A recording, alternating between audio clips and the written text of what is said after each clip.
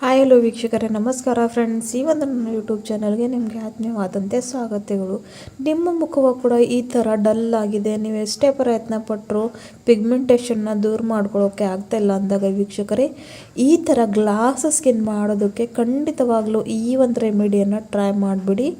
ಎಷ್ಟೇ ನಿಮಗೆ dark spots ಇರಲಿ, ಪಿಗ್ಮೆಂಟೇಷನ್ ಇರಲಿ, ಹಾಗೂ ಎಷ್ಟೇ ಹಳೆ ಕಲೆಗಳು ನಿಮ್ಮ ಮುಖದ ಮೇಲೆ ಆಗಿರಲಿ, ಹಾಗೂ ಎಷ್ಟೇ ವಯಸ್ಸಾಗಿದ್ದವರು ಕೂಡ ಇದನ್ನು ಯೂಸ್ ಮಾಡ್ಕೊಂಡು ಬಿಟ್ಟರೆ 50 ವಯಸ್ಸಿರುವವರು ಕೂಡ 20 ವರ್ಷದಂತೆ ಕಾಣಿಸ್ತಾರೆ. ಅಷ್ಟೊಂದು ನ್ಯಾಚುರಲಾಗಿ ಇನ್ಸ್ಟೆಂಟಾಗಿ ಕಾರ್ಯವನ್ನು ಮಾಡು ನಿಮ್ಮ ಮುಖಕ್ಕೆ ಒಂದು ಗ್ಲಾಸ್ ಸ್ಕಿನ್ ಥರ ಈ ಒಂದು ರೆಮಿಡಿ ಮಾಡಿಬಿಡುತ್ತೆ ವೀಕ್ಷಕರೇ. ತಡ ಮಾಡದೆ ಬನ್ನಿ ನೋಡೋಣ ಅದು ಯಾವ ಒಂದು ರೆಮಿಡಿ ಅಂತ. ಸೊ ಇಲ್ಲಿ ನೋಡಿ ವೀಕ್ಷಕರೇ, ನಿಮ್ಮ ಸ್ಕಿನ್ ಈ ಮಟ್ಟಿಗೆ ಟ್ರಾನ್ಸ್ಲೇಟ್ ಆಗಬೇಕಂದ್ರೆ ಈ ಒಂದು ರೆಮಿಡಿನ ನೀವು ಖಂಡಿತವಾಗ್ಲೂ ಉಪಯೋಗನ ಮಾಡ್ಕೊಳ್ಳೇಬೇಕು. ಇಲ್ಲಿ ನೋಡಿ, ಇವಾಗ ಒಂದು ಕಾಚಿನ ಬೌಲನ್ನು ತೊಗೊಂಡಿದ್ದೀನಿ ವೀಕ್ಷಕರೇ.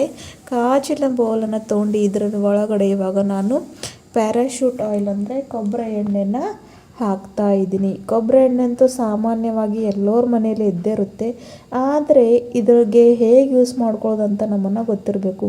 ಕೊಕೊನಟ್ ಆಯಿಲ್ ಬರೀ ನಮ್ಮ ಹತ್ತೆಗೆ ಹಚ್ಕೊಳ್ಳೋದಿಲ್ಲದೆ ನಾವು ಸ್ಕಿನ್ಗೂ ಕೂಡ ಇದರ ಭಾಳಷ್ಟು ಬೆನಿಫಿಟ್ ಇದೆ ವೀಕ್ಷಕರೇ. ಸೊ ಇಲ್ಲಿ 1-2 ಸ್ಪೂನಷ್ಟು ನಾನು ಕೊಕೊನಟ್ ಆಯಿಲ್ ಅಂದರೆ ಕೊಬ್ಬರಿ ಎಣ್ಣೆನ ತೊಗೊಂಡಿದ್ದೀನಿ.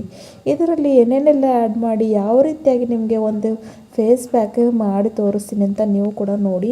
ನಾನಿಲ್ಲಿ ನಿಮಗೆ ರಿಸಲ್ಟ್ ಕೂಡ ತೋರಿಸ್ತೀನಿ, ಎಷ್ಟು ಇನ್ಸ್ಟೆಂಟಾಗಿ ಗ್ಲೋ ಬರುತ್ತೆ ಅಂತ ನೀವು ಕೂಡ ನೋಡಿ ಆಶ್ಚರ್ಯ ಪಡ್ಕೋತೀವರ ವೀಕ್ಷಕರೇ. ಇವಾಗ ನೋಡಿ, ಇಲ್ಲಿ ನಾನಂತೂ ಕೊಕೊನಟ್ ಆಯಿಲ್ ತೊಗೊಂಡಿದ್ದೀನಿ. ನೆಕ್ಸ್ಟ್ ಇಂಗ್ರೀಡಿಯೆಂಟ್ ಬಂದು ನಾನಿಲ್ಲಿ ತೊಗೊಂಡಿರೋ ಅಂಥದ್ದು 1 ಸ್ಪೂನಷ್ಟು ಸಕ್ಕರೆ ವೀಕ್ಷಕರೇ. ಸಕ್ಕರೆ ನೈಸರ್ಗಿಕವಾಗಿ ಸ್ಕ್ರಬ್ ಮಾಡುವಂಥ ಕೆಲಸ ಮಾಡುತ್ತೆ. ಸ್ಕಿನ್ ಮೇಲೆ ಎಷ್ಟೇ ಟ್ಯಾನಿಂಗ್ ಆಗಿರಲಿ, ಎಷ್ಟೇ ಪಿಗ್ಮೆಂಟೇಷನ್ ಇರಲಿ, ಪಿಂಪಲ್ಸ್ ಆಗಿ ಅದ್ರ ಕಲೆಗಳು ಹೋಗ್ತಾ ಇಲ್ಲ ಅಂದಾಗ ಖಂಡಿತ ಶುಗರ್ ಏನು ಮಾಡುತ್ತೆ ಅಂದರೆ ಆ ಎಲ್ಲ ಒಂದು ಡೆಡ್ ಸ್ಕಿನ್ನ ತೆಗಿಯೋಂಥ ಶಕ್ತಿ ಇಟ್ಕೊಳ್ಳುತ್ತೆ.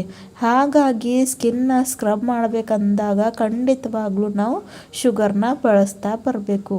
1 ಸ್ಪೂನಷ್ಟು ಸಕ್ಕರೆನ ಈ ಒಂದು ಕೊಬ್ಬರಿ ಎಣ್ಣೆಯಲ್ಲಿ ಹಾಕ್ಕೊಂಡು ಚೆನ್ನಾಗಿ ಇದನ್ನು ಮಿಕ್ಸ್ ಮಾಡ್ತಾ ಇದ್ದೀನಿ. ಯಾಕಂದರೆ ಇದು ಕರಗಬೇಕು ವೀಕ್ಷಕರೇ, ಆವಾಗೇ ನಮಗೆ ಅಪ್ಲೈ ಮಾಡ್ಕೊಳ್ಳೋದಕ್ಕೂ ಈಸಿ ಆಗುತ್ತೆ. ಇವಾಗ ನೋಡಿ, ಸಕ್ಕರೆಯನ್ನು ತೊಗೊಂಡಿದ್ದೀನಿ ವೀಕ್ಷಕರೇ. ನೋಡಿ, ನಾವು ಎಷ್ಟೆಲ್ಲ ಹಣವನ್ನು ಖರ್ಚು ಮಾಡಿ ಪಾರ್ಲರ್ನಲ್ಲಿ ಹೋಗಿ ಎಷ್ಟೋ ಒಂದು ಫೇಸ್ ಟ್ರೀಟ್ಮೆಂಟ್ ತೊಗೋತೀವಿ, ದುಬಾರಿ ದುಡ್ಡು ಕೊಟ್ಟು ಫೇಸ್ ಕ್ರೀಮನ್ನು ತರ್ತೀವಿ, ಆದರೆ ಕೂಡ ಅದರಿಂದ ನಮಗೆ ಏನು ಒಂದು ಬೆನಿಫಿಟ್ ಆಗೋದಿಲ್ಲ. ಹಾಗೂ ಆ ಒಂದು ಕೆಮಿಕಲ್ ಬಳಸೋದ್ರಿಂದ ನಮ್ಮ ಸ್ಕಿನ್ ಮತ್ತಷ್ಟು ತುಂಬಾ ಡ್ಯಾಮೇಜ್ ಆಗುತ್ತೆ, ಡಲ್ ಆಗುತ್ತೆ. ಹಾಗಾಗಿ ಈ ಥರ ಮನೆ ಮದ್ದುಗಳು ಮಾಡಿಕೊಂಡ್ರೆ ಯಾವತ್ತಿಗೂ ಒಳ್ಳೆಯದು ವೀಕ್ಷಕರೇ. ಇವಾಗ ನೆಕ್ಸ್ಟ್ ಇಲ್ಲಿ ವೀಕ್ಷಕರೇ, ನಾನು ತೊಗೊಂಡಿರೋ ಅಂಥದ್ದು ಕ್ಲಿನಿಕ್ ಪ್ಲಸ್ ಶಾಂಪು. ಹೌದು, ನೀವು ಅನ್ಕೋತಿರ್ಬೋದು ಏನಪ್ಪ ಶಾಂಪೂನ ಸ್ಕಿನ್ಗೆ ಬಳಸ್ತಾರಂತ. ಹೌದು ವೀಕ್ಷಕರೇ, ಇದು ನಮ್ಮ ಕೂದಲಿಗೆ ಎಷ್ಟು ಚೆನ್ನಾಗಿರುತ್ತೆ, ನಮ್ಮ ಸ್ಕಿನ್ ಮೇಲೆ ಇರುವಂಥ ಪಿಗ್ಮೆಂಟೇಷನ್, ಟ್ಯಾನಿಂಗ್, ಡಾರ್ಕ್ ಸ್ಪಾಟ್ಸ್ ಪ್ರತಿಯೊಂದು ಸ್ಕಿನ್ ಎಷ್ಟೇ ಡಲ್ ಆಗಿರಲಿ ಅದನ್ನು ತೆಗೆಯುವಂಥ ಶಕ್ತಿ ಶಾಂಪೂಲ್ಲಿ ಇರುತ್ತೆ. ಹಾಗಾಗಿ ಇಲ್ಲಿ ನಾನು 1 ಸ್ಯಾಷೆಯಷ್ಟು ಶಾಂಪೂನ ಇಲ್ಲಿ ಹಾಕೋತಾ ಇದ್ದೀನಿ ವೀಕ್ಷಕರೇ. ಈ ಒಂದು ರೆಮಿಡಿನ ನೀವು ವಾರದಲ್ಲಿ 2 ಸಲ ಟ್ರೈ ಮಾಡ್ತಾ ಬಂದರೆ ನಿಮ್ಮ ಒಂದು 15 ದಿವಸದಲ್ಲಿ ನಿಮ್ಮ ಸ್ಕಿನ್ ಯಾವ ರೀತಿಯಾಗಿ ಟ್ರಾನ್ಸ್ಲೇಟ್ ಆಗಿ ಫುಲ್ಲಿ ಗ್ಲಾಸ್ ಸ್ಕಿನ್ ಥರ ಆಗುತ್ತೆ ವೀಕ್ಷಕರೇ. ಎಷ್ಟೇ ಒಂದು ಕೆಮಿಕಲ್ ಬಳಸಿದ್ರೆ ನಿಮಗೆ ಈ ಥರ ಒಂದು ರಿಸಲ್ಟ್ ಸಿಗೋ ಹಾಗೂ ಇಲ್ಲ.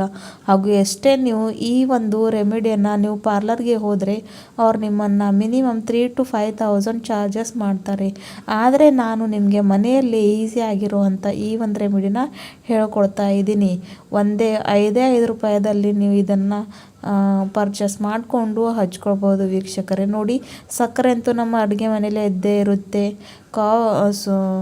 ಶಾಂಪು ಕೂಡ ಇರುತ್ತೆ, ಹಾಗೂ ಕೊಕೊನಟ್ ಆಯಿಲ್ ಅಂತೂ ಡೈಲಿ ಯೂಸ್ನಲ್ಲಿ ತರುತ್ತೇವೆ. ಹಾಗಾಗಿ ಇದನ್ನು ಶಾಂಪೂನ ಹಾಕ್ಕೊಂಡು ಚೆನ್ನಾಗಿ ಮಿಕ್ಸ್ ಮಾಡ್ಕೊಳ್ಬೇಕು ವೀಕ್ಷಕರೇ.